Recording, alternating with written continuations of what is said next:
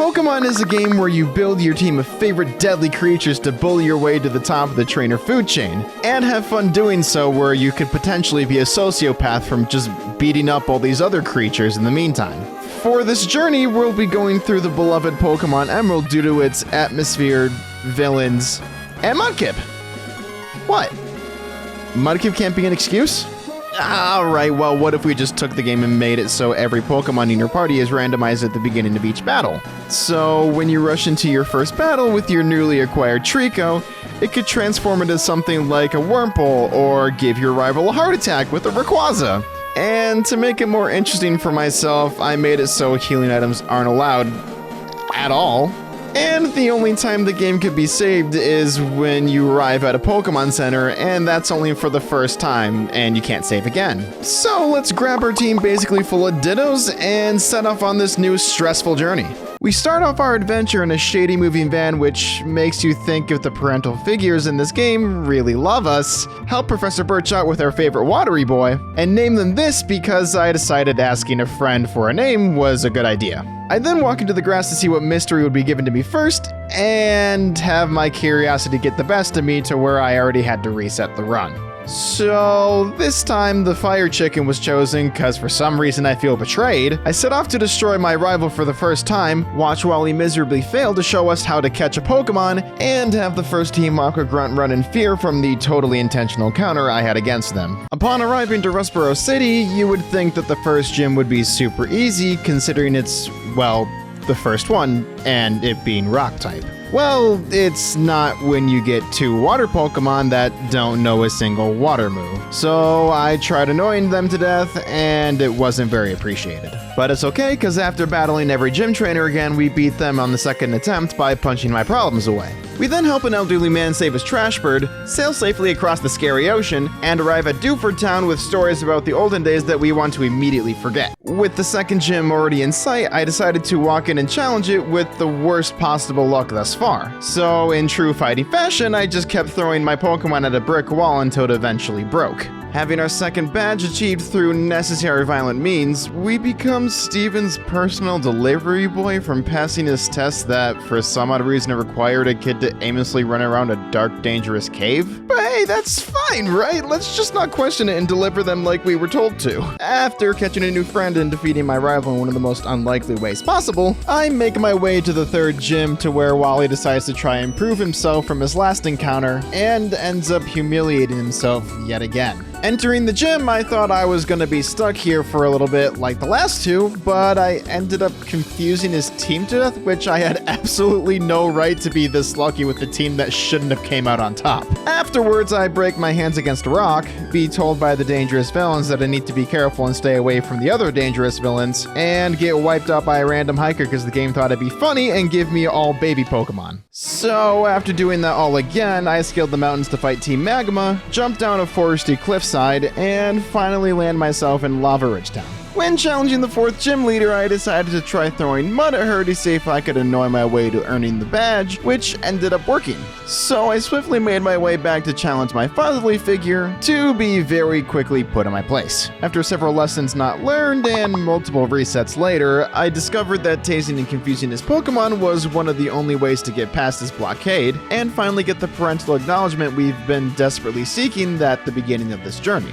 We then conquer our fear of the terrifying ocean, beat up some trainers in the tall grass where no one can find them, and then helping the weather people by telling Team Aqua that I saw Kyogre outside to then knock them into the river. They then try to reward us by giving us this weird creature that no one wanted, so I gave it its proper name and cast our rival aside with our accurately named legendary. Being confident in completing the hurdle that was just overcame, typically the flying gym isn't really that bad as long as you have one of the many things it's weak against. But, that's not what happens at all. In fact, for some reason, the useless gym of Chicken Nuggets decided they wanted to prove me wrong, especially with that obnoxious metal bird. So after begging for my freedom for several hours, they let me free to share the PTSD this gym can truly bring. After escaping with our lives, we console some elderly people about their stolen goods, fight Team Magma but Lava Theme this time, and pocket this Master Ball that we will get back to later. With the last Aqua member diving away in fear of my barely functioning team, we float across the waves in the blistering heat to eventually navigate ourselves to Moss Deep.